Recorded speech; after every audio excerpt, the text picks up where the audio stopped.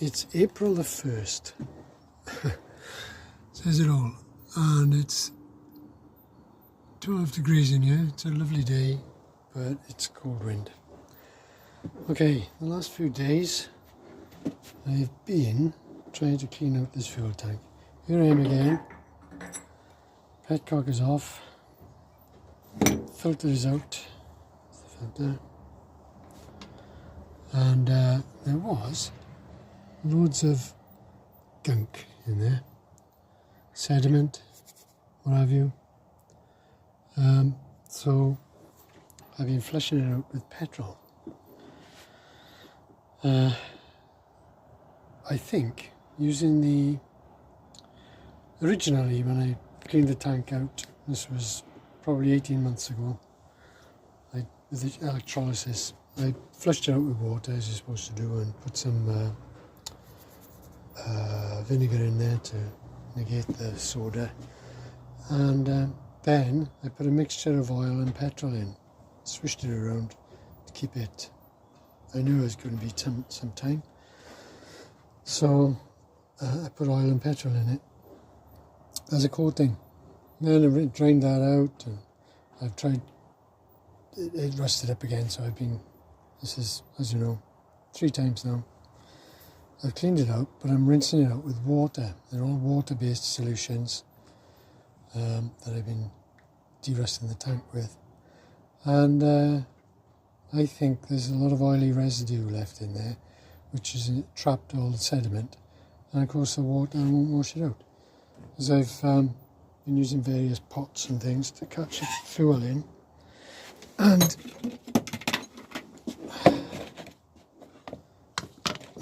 that's the stuff that's coming out. And it's dry enough now because this has been out in the sun for a couple of days. It just smells strongly of petrol. But putting water in that just doesn't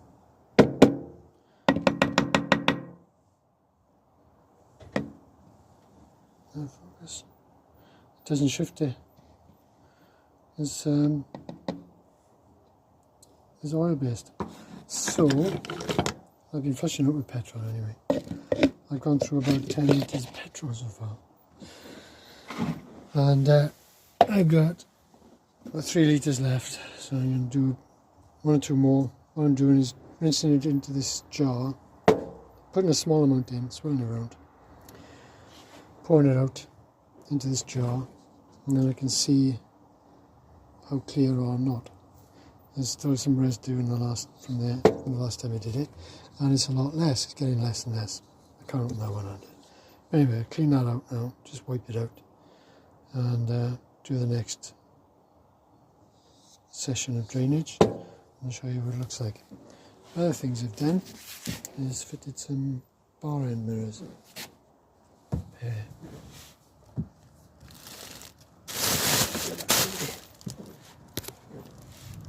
So there, they're okay, and they fold, which allows me to get them in and out the gate. And obviously, if you hit something, they're not gonna snap off.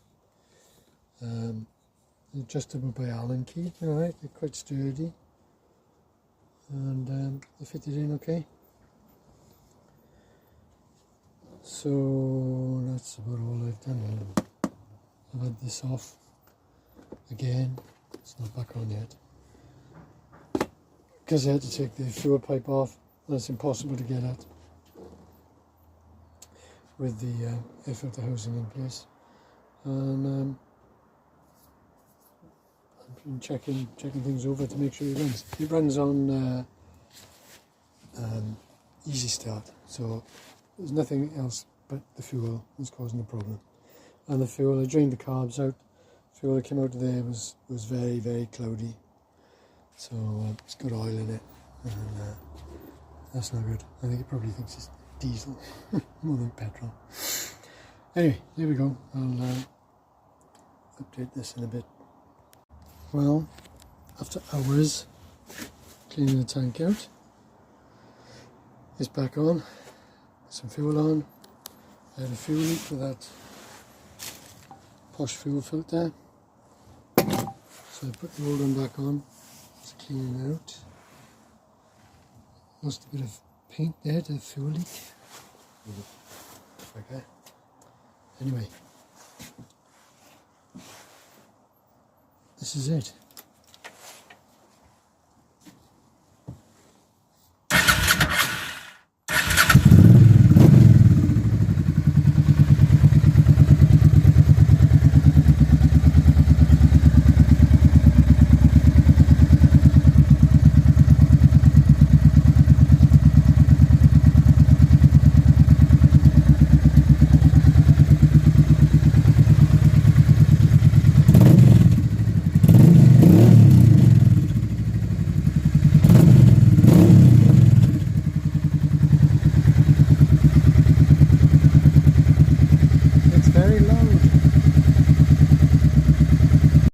Yeah, it's very loud, especially in the shed. Still backfiring a bit, but I'm hoping it'll be better once it's had a bit of a run, warmed up properly. There was a bit of coolant leaking out to the, not leaking, but coming out to the expansion tank, but then I filled that up all the way, so I expected to find this level. And again, needs to warm up properly. And I can check the coolant again then, although I've got to take the tank off again to do that. There we go.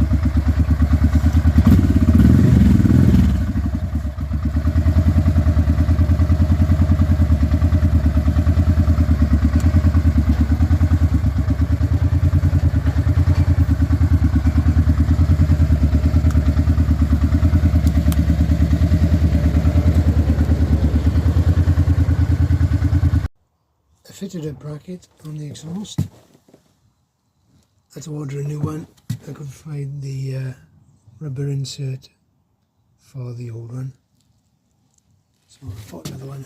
I made up a little link bracket and bolted it to the old footrest hanger, horse ref on the left of it. That looks okay. It's a black head bolt or machine screw, whatever it is. So it's really firm now. I thought it was firm before, but when I started the bike up then I could see it was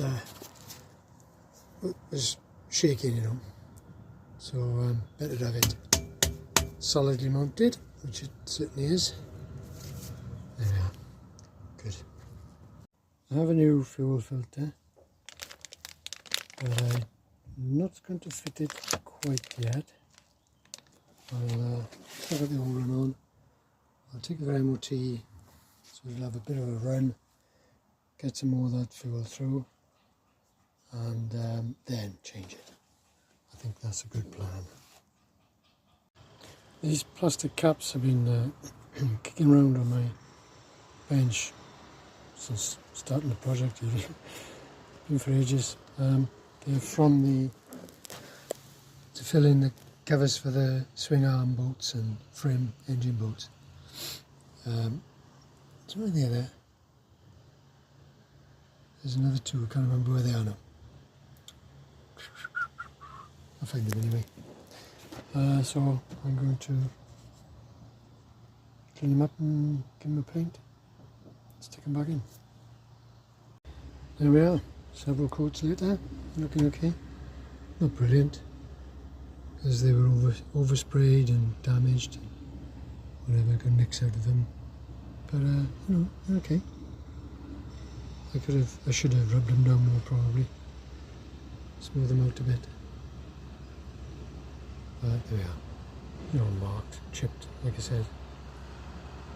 They look better. I've fitted these caps in. They look okay. Tidied up a bit more. I can't for the life of me think where the other, I got two in this side, two in the other side. I got two spare ones here. Another spare, they left all black. I think there may be another mount up under here, under the tank. That's a shock mount, top mount. It doesn't go on those. But there might be another one further up underneath the tank, and when I do the filter I can lift the tank up and have a look. But for now, I'll sit back on my worktop, on my bench.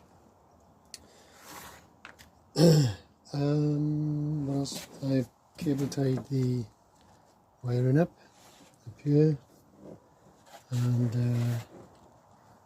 where the regulator rectifier is, tied it up down there. And so it looks like from that side. Triangle looks quite clear that side, I suppose. Not so much this side, because we've now got the fuel filter. That's the preload adjustment for the shock, set in the middle at the moment. That was seized solid, it wouldn't move at all. Took a lot of persuasion to loosen up. Yeah, that's about it. So next stage is MOT. Grand.